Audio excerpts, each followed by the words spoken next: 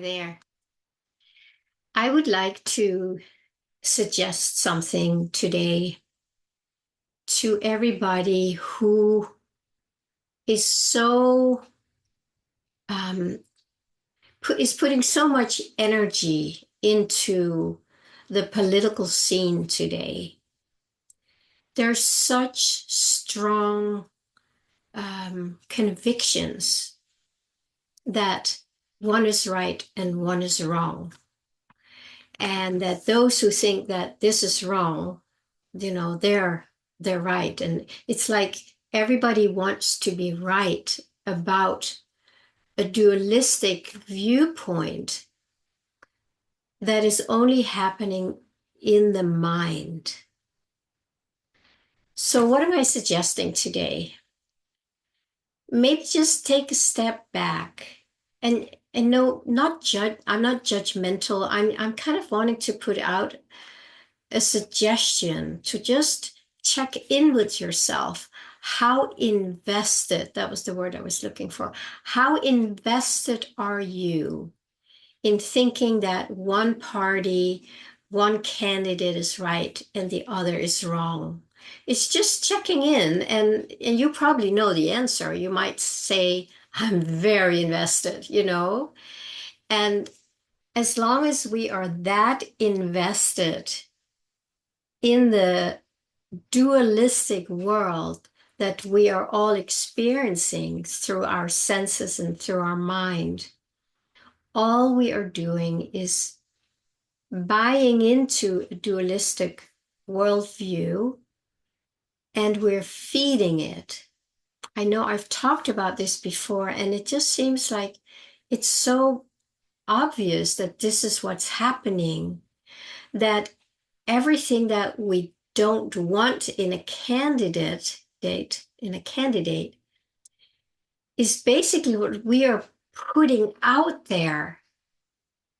And then we shouldn't be too surprised that this whole dualistic finger pointing, blaming, righteousness energy is just growing and growing.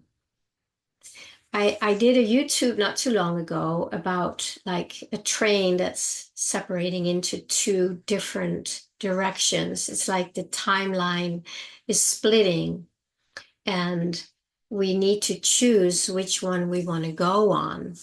The one is the dualistic one.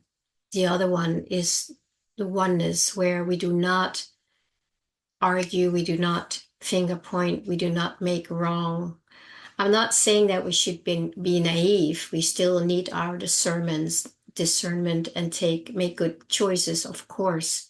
But it's not coming from the mind that is divided and thinks it is right.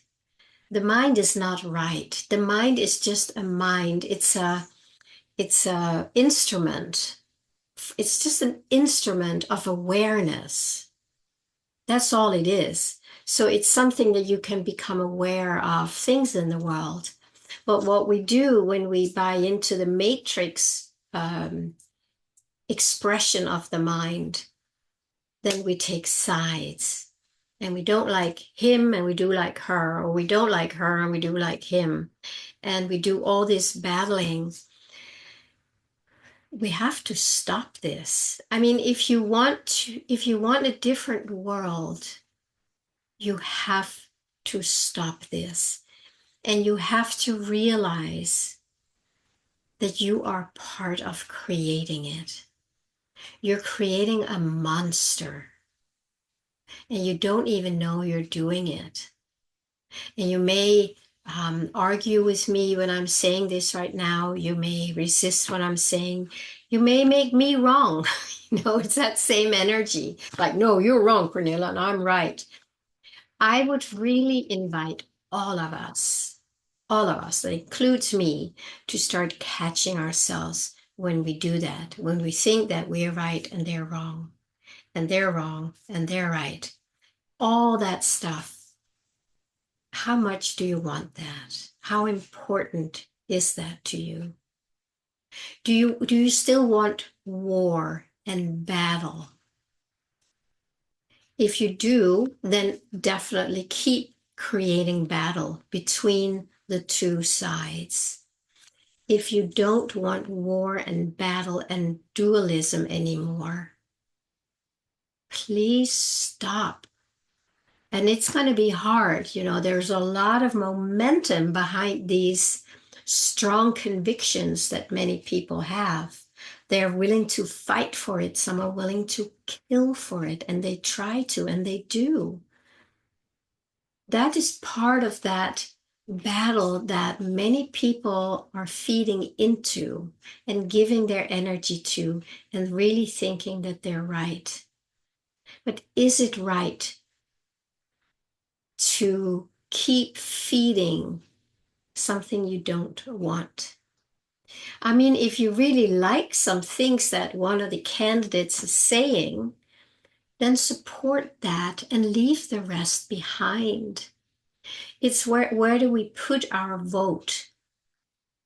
I put my vote where I feel there is a resonance inside with love, with unity, with divinity. And if I see that out there, then I will cast my vote for that. If I don't see that, I don't want to feed it. Do you see what that is? It's if you may like one thing that somebody's doing, but you don't like a lot of the other things. Why would you feed that? Just to get one little thing that you think is right, and where many other people think it's not right. You see, we're in this battle. We're in a battle. We're in a battle. We are creating the wars in the world. I keep feeding this. I don't know how I can say it any more clearly, but I just see it so much, and I don't even think people are aware what they're doing. So, maybe with this little talk today, I'll keep it short. Maybe I'm just hoping that that little spark will go off in somebody and go, oh my God, I am really, really creating a battle in myself based on what I think is right. And then I'm putting it out there. Now, again, there is discernment. There is something that knows what is right, and that lives in every single one of us. That's not something that has been cultivated in this world. We have been programmed to move away from our inner innate knowing. But it's still there. It can't go away because it's who we are. It's who you are. It's who I am. And it's that sensor that kind of knows when something is right and something is not right. It's a feeling. It doesn't necessarily come as like, you're wrong, and because I'm feeling this. You see, then you're in the battle. But when you feel there's a righteousness or there's a lack of truth or something, you follow that. You just stay with that. And we need to give our attention to that more so than trying to be out in the battle. If we want to bring in this new frequency and this new energy that I also talked about yesterday, we need to focus our attention on it. We need to open up to it and let it inform us. Let it show us. So when you feel this sense of like, oh yeah, that really resonates with me, then stay with that. See if you can really embrace that and like open up the door to that and let it inform you what it is and what else it knows and what else it can share with you. Then you are aligned in your divinity, in your divine center. That's harmony. You don't need to fight anything for that. When I know something is right, I just know I don't need to make anybody wrong for it. Or if I feel that something is not right there, which I feel a lot, I can choose not to engage with that. And if somebody wants to engage me in that, then I can just say, that's actually not my truth. I have a different experience.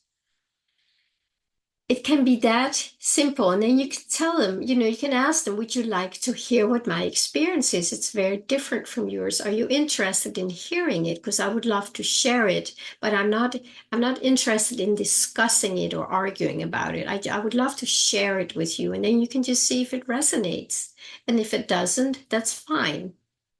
That's how I like to be with things like that. So I don't like to get into these battles. I've been plenty of them most of my life, but I have no interest in that anymore. I'm now interested in this flow of oneness, which is peace and love and harmony and perfection, which is the flow of who we are.